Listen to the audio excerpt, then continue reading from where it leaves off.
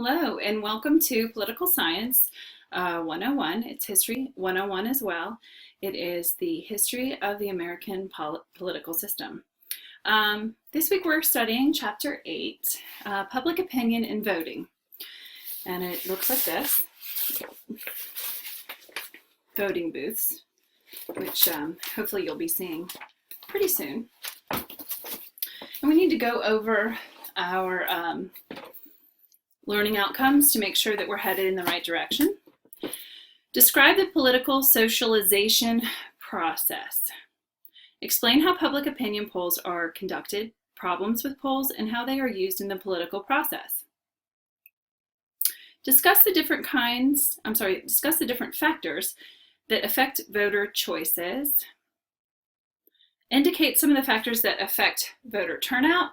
And discuss what has been done to improve voter turnout and voting procedures. Okay, the beginning of this chapter, again, I love how they open every chapter with sort of a debate. And this debate is about, do new state laws interfere with voting rights? Now this all stemmed from how the South handled voting. Amazing when you study it. It's absolutely out of control. After the Civil War, during Reconstruction, they had to send troops to kind of occupy the South because they were not listening to the laws. They were not being enforced. And so they had to leave the occupation of troops down there, which helped a little bit because then there was a little bit of a surge or what I would call an opening of the door for Blacks to actually vote, participate in office, to really be citizens in every part of the law. Then there was an election, and I need to look it up because we just studied it in my American history class. There was an election where it was super close, and they chose the Republican Party president as long as all the troops, the agreement was that the troops were removed from the South. And that was a huge problem because if you study it 100 years from, 1865, well, of course, Reconstruction was over a little bit later, until the civil rights in the 60s, there were there was sharecropping, which just returned slavery just by another name. There were tests you had to take to vote. And that's just amazing because Rosa Parks took tests and failed them 3 times. She had a college degree. She was the NAACP's secretary. So the 4th time she finally passed and got to vote. So there were just extra rules. There was a lot of abuse, a lot of bullying, a lot of violence. If you tried to vote,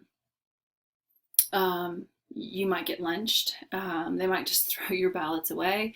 I would really encourage you to see the movie that's out right now, Free State of Jones. I saw a little snippet on it, and the director actually took history classes because he wanted to portray that time in history accurately, which it's fantastic as a history professor. I was like, yay! He's really trying to portray the truth the best that he can. And if you see that movie, it is extremely objective and really shows what happened. It really, really does. And it's not a pretty picture in any way, shape, or form. Okay. So this talks about fewer eligible voters will vote if you put too many restrictions on them. And then they're worried that too many will get to vote if you take all the restrictions away. So really great to read about that section. As you know, felons are not allowed to vote, which I knew they weren't allowed to vote in jail, okay? And they're not supposed to have a firearm. But when they get out, I guess I was not aware that they still were not allowed to, because that is what the example is on 169. A felon could take his driver's license and vote, and possibly it might work through the cracks. But honestly, I think the easier you make it, the better This is a really great point here where many poor citizens, especially minority groups, do not have documents. And I taught inner city for a long time, and they don't have the money to put food on the table, let alone to send your $20 or go to the county where you were born in to obtain that document to vote. It's so much red tape. I know it sounds silly, but it really is an accurate depiction that being an inner city history teacher for many years, this is true. There is not extra money, because I know that I've gone out of state or whatever and needed to get my passport, had to send money. I was born in LA, so I had to send money to my aunt who went in person and took my birth certificate. So my birth certificate. I needed a copy of my birth certificate. She had to go to LA to get it because I needed it quickly. So it's really a lot of red tape, even for someone who makes a decent living. But for poor people, it really is a challenge, and we don't think about that sometimes. So that is a really valid point. Okay. Public opinion. This is a great chapter. I love how they, in this chapter, point out that voters are supposed to openly communicate what they want from their elected officials. Elected officials aren't just supposed to, do their thing.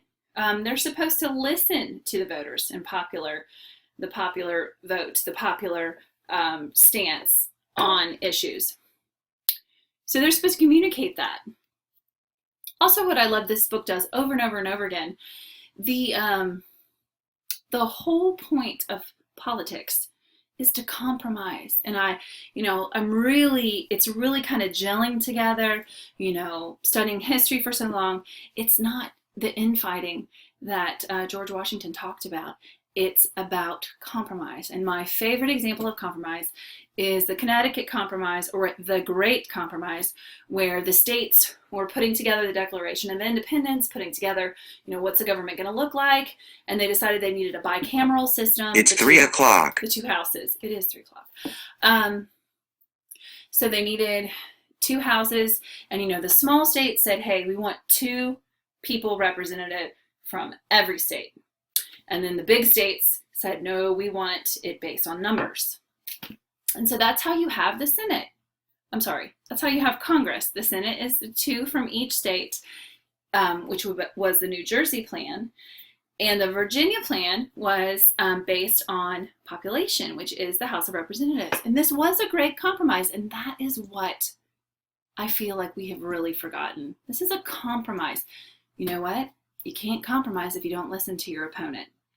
And what I really learned from grad school is, if you are angry to the point that you can't listen or communicate without being rude, when you're that angry, it shuts down part of your brain and you cannot rationalize. So, it's got to be this calm listening coming together. And that's why I feel like Ronald Reagan did a decent job. He was called the communicator, because he was a Democrat for 30 years. And then he switched, which many did, with Nixon.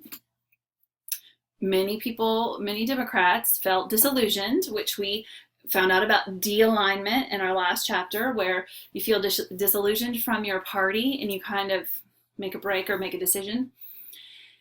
And they realigned with the Republican Party. And I feel like he was such a good communicator because he was able to do that. And so this is talking about communicating to elected officials. Now, how do they do that? Several ways to communicate with elected officials: letters, telephone calls. It talked about tweets later on in the chapter, casting ballots, and political opinions. How do people form these political opinions?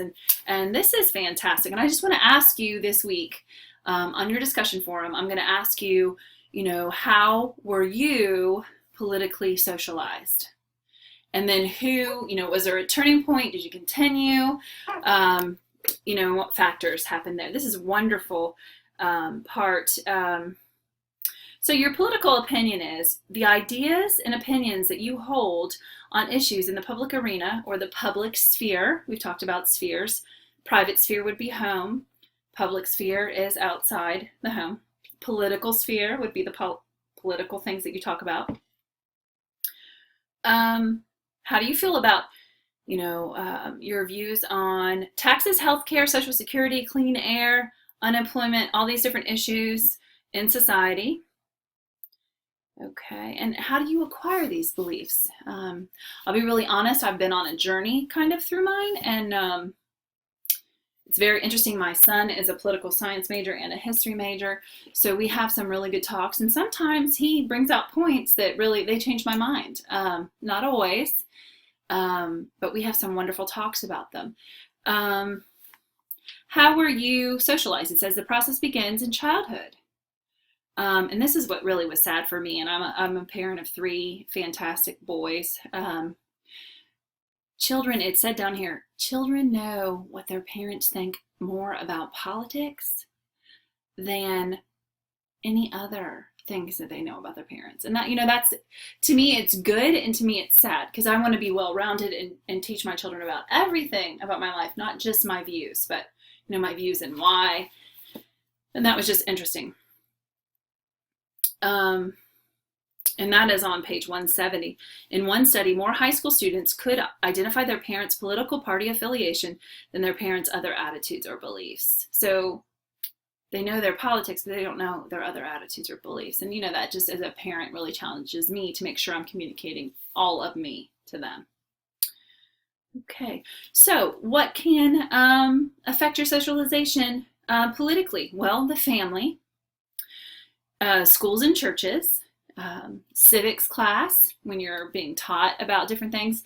And as I taught in the inner city, I really tried to have kids go home and ask their parents about these different ideas.